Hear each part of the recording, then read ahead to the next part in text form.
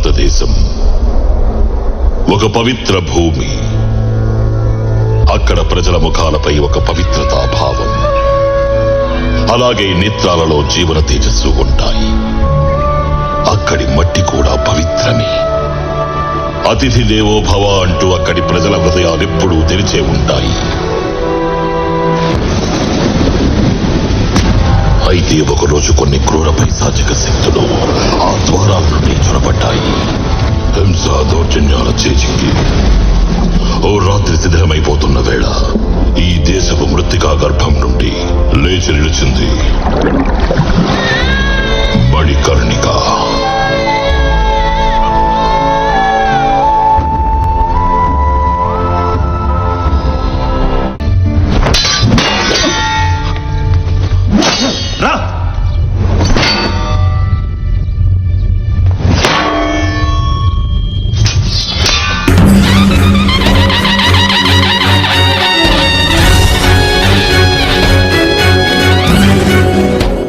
బాబా, ఆడవాళ్ళు ఖడ్గాన్ని ఎలా తిప్పుతారో నేను చూపిస్తా.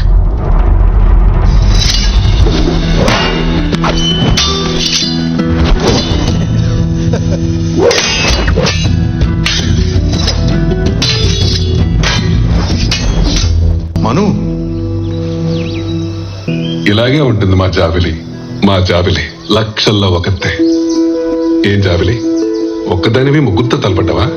పేష్వా గారు, కావాలంటే మీరు కూడా రండి. మను, బాబా మీరు కూడా.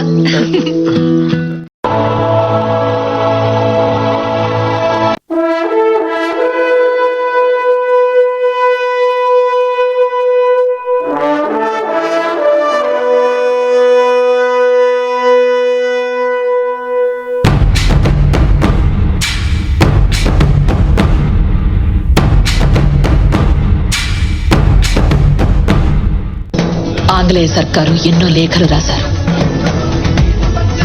గద్దల వలె వారు ఝాన్సీపై దృష్టి పెట్టారు. ఝాన్సీకి కనుక సరైన సమయంలో వారసుడు లభించకపోతే అబేరారు అవధుల వలె వారు ఝాన్సీని కూడా ఆక్రమిస్తారు. అలా ఏం జరగదు రాజమాత. మా అన్వేషణ క్రమంలో మేము ఒక యువతిని చూశాం. అలాగా? కానీ దీక్షితులు గారు, ఈ యువతి మా యొక్క నవల్కర్ వంశానికి కుటుంబానికి తగినదేనా? తమ కుటుంబానికి అంటే చెప్పలేను, కానీ ఝాన్సీ కోసం మాత్రం సరిగ్గా తగినది.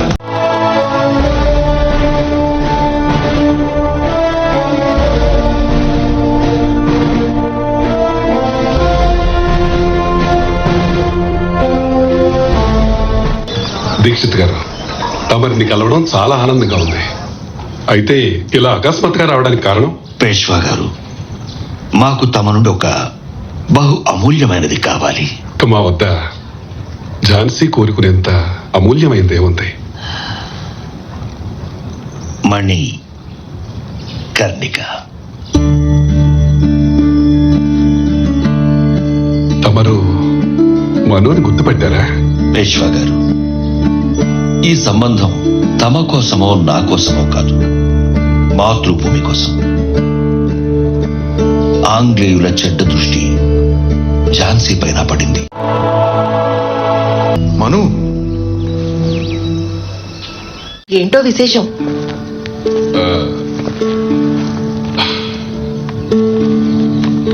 నీకోసం ఓ సంబంధం వచ్చింది. ఝాన్సీ నుంచా? నేనంత చెడ్డదాన్నా? నన్ను అంత దూరం పంపించేస్తారా? మను, బంగారు తల్లి, జీవితంలో అన్నీ నేర్చుకోవాల్సిన అవసరం లేదు. కానీ ఒక్కటి మాత్రం నేర్చుకో, అన్నీ అవే అర్థమవుతాయి. అదేంటంటే మాతృభూమి కోసం నిస్వార్థమైన ప్రేమ. తమరెప్పుడు ఇదే చెప్తారు.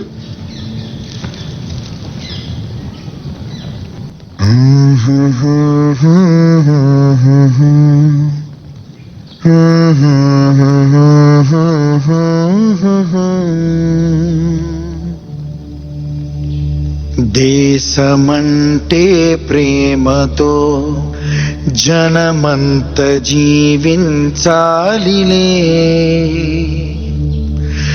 దేహము ఈ ప్రాణము భారత్ కే అర్పించాలిలే.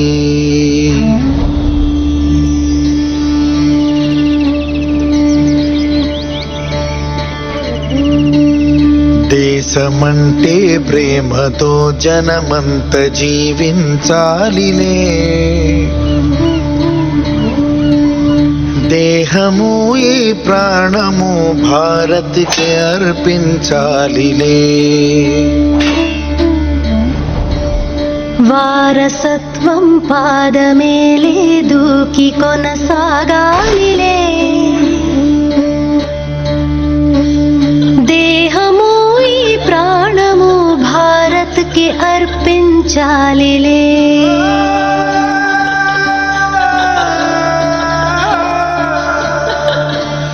మేని నరములు తీగలవగా నన్ను సితారే చేయుమా.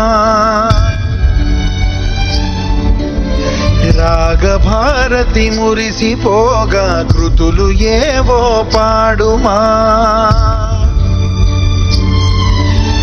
దేశమంటే ప్రేమ కన్నుల్లో మెరిసిపోవాలిలే.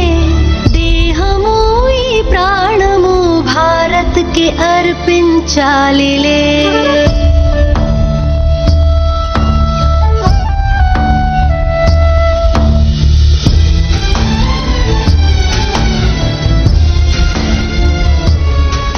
మహారాజా, ఝాన్సీ యొక్క సంప్రదాయాలను గౌరవించుకుంటూ నేను తమరికి విన్నవిస్తున్నాను. తమరు తమ యొక్క అర్ధాంగికి కొత్త పేరు పెట్టాలి. ధరిత్రిలో అణువణువు పులకించగా లక్ష్మీ చరణాల స్పర్శతో ఝాన్సీ కొత్త రూపు దాల్చింది. ఝాన్సీలో భాగ్యోదయమైంది. లక్ష్మి మహారాజు గంగాధర్రావు వారి అర్ధాంగి ఇక లక్ష్మీబాయి పేరుతో పిలువబడుతుంది. లక్ష్మీబాయి లక్ష్మీబాయి అను నేను మహారాజు గంగాధర్రావు గారి భార్యను, నవల్కర్ వంశ కోడల్ని ప్రతిజ్ఞ చేస్తున్నాను. నా శరీరంలో రక్త బొట్టున్నంత వరకు, నా హృదయంలో స్పందన ఉన్నంత వరకు, నా శ్వాసలో ప్రాణం ఉన్నంత వరకు సంపూర్ణ శ్రద్ధతో ఝాన్సీకి సేవ చేస్తాను. అవనతం కానివ్వను ఝాన్సీ స్వాభిమానాన్ని, అవనతం కానివ్వను మాతృభూమి యొక్క మస్తకాన్ని. ఝాన్సీ మహారాణికి, రాణి లక్ష్మీబాయికి, రాణి లక్ష్మీబాయికి, రాణి లక్ష్మీబాయికి, రాణి లక్ష్మీబాయికి, రాణి లక్ష్మీబాయికి, రాణి లక్ష్మీబాయికి, రాణి లక్ష్మీబాయికి.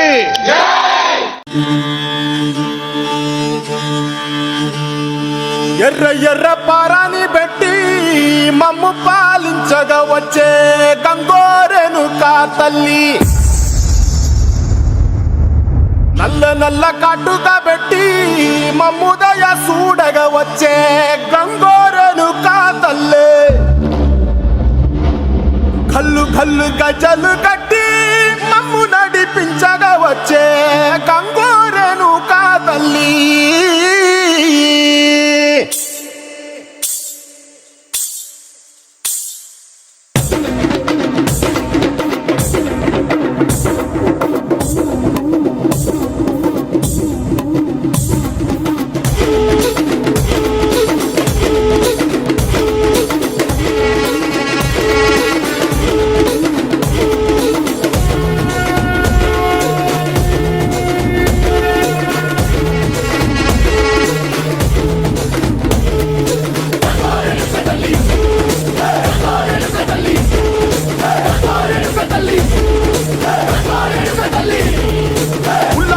కట్టి ఊళ్ళోకి వచ్చనమ్మా.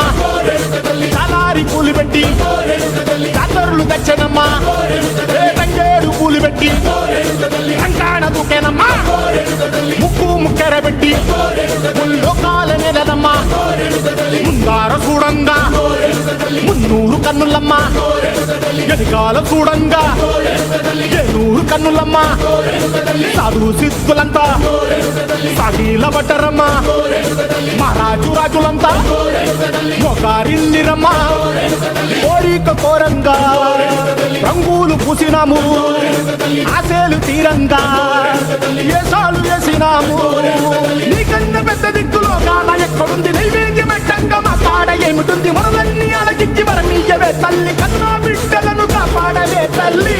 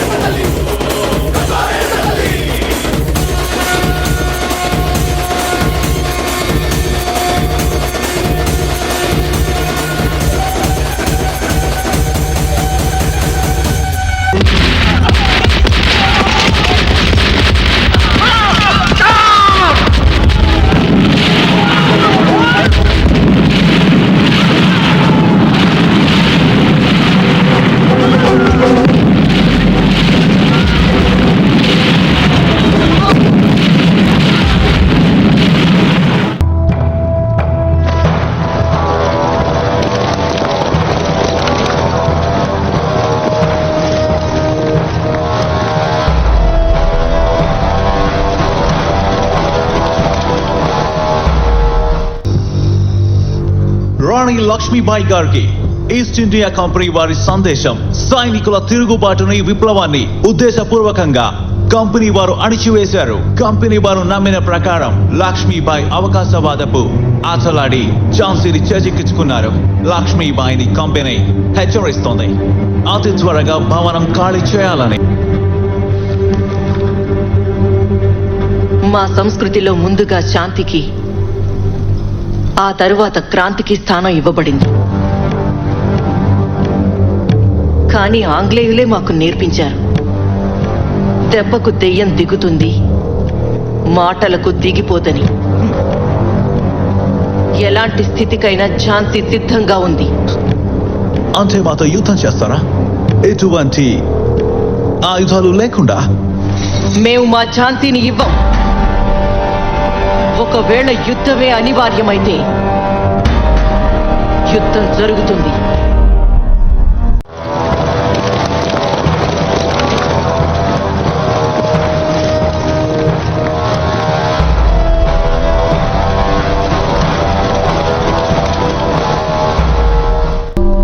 మన వద్ద ఎందరు సైనికులున్నారు గౌస్ బాబా?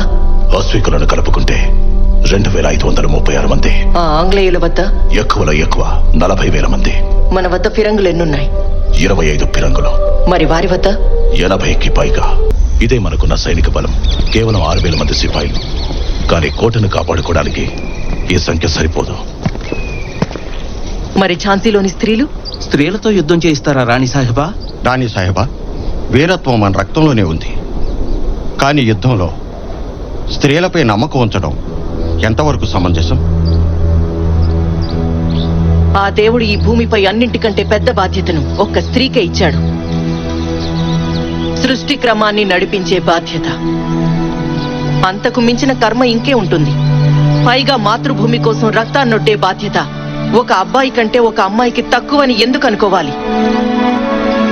మహిళలు ఎప్పుడైతే విజృంభిస్తారో అప్పుడే విజయం సిద్ధిస్తుంది. మహారాణి గారు, మరణానికి భయపడం, విజయానికై పోరాడతాం. మరణానికి భయపడం, విజయానికై పోరాడతాం.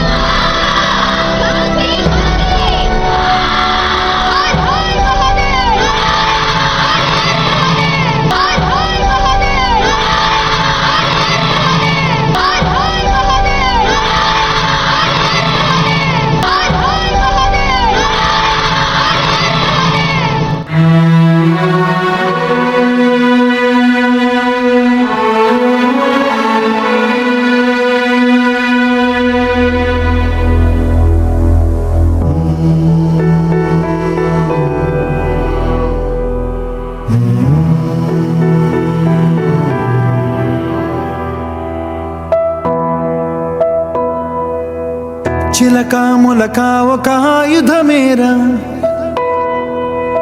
మనదే ఈ మట్టి పౌరుషమేరా, దోచారే గౌరవం మన వైభవం, మన కళ్ళ ఎదుటే దోచారే గౌరవం మన వైభవం, మన కళ్ళ ఎదుటే సంకల్ప దీక్షతో అంతా సన్నద్ధమే, పర్జన్య గర్జనై గగనమనే విజయ్ భవ విజయ్ భవ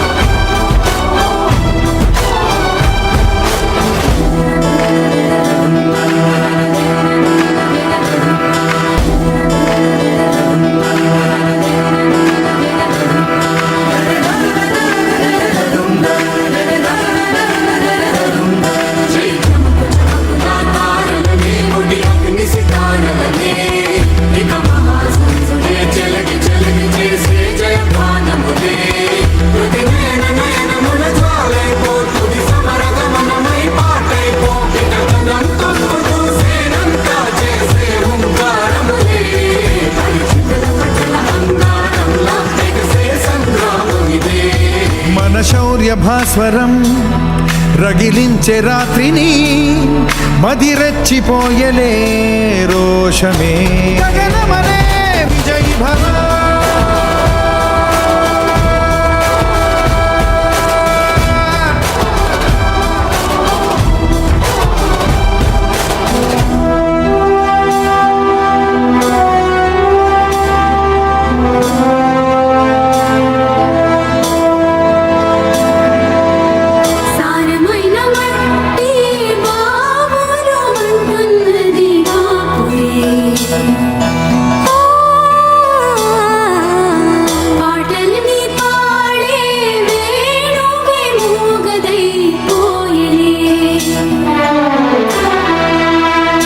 గాయపడే ఈ నీరే నువ్వే ఏరై సాగవలే, నీరే ఘల్ ఘల్ అంటూ పిలిచే చల్ చల్ చల్ పోరుకై పూనికై, నీ మట్టి నిన్నే పిలిచెను రారా, ఈ ధాత్రి నీ జనయిత్రే కాదా,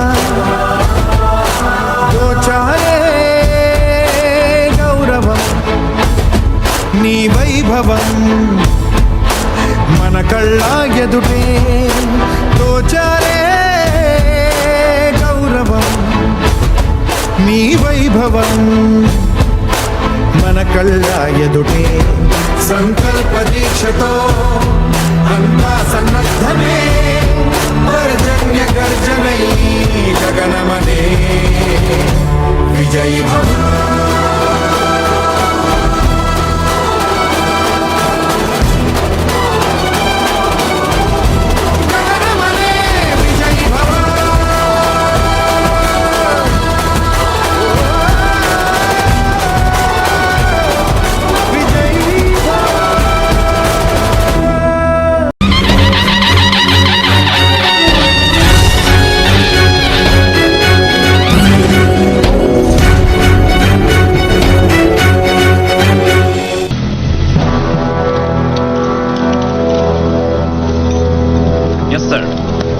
సైనికులు తమ స్థానాల్లో నిలవాలి. దాడికి సిద్ధం కండి.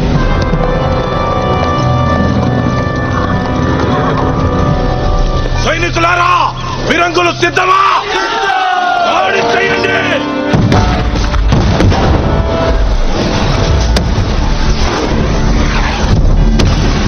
ఎదురు దాడి చేయండి.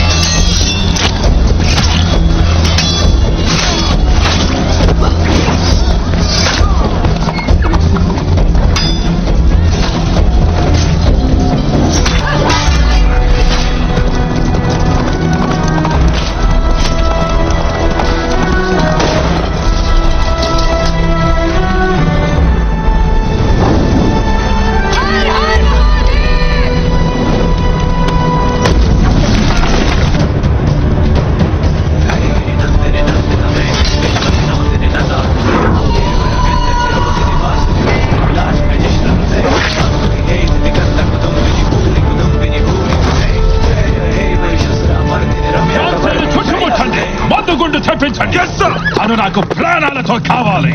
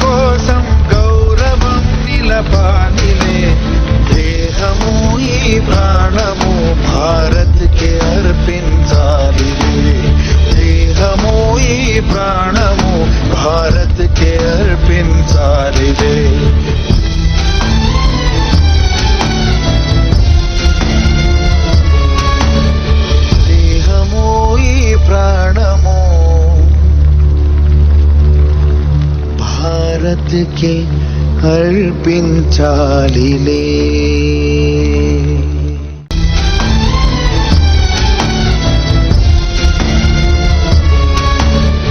देहमो ई प्राणमो भारत के अर्पिंचालिले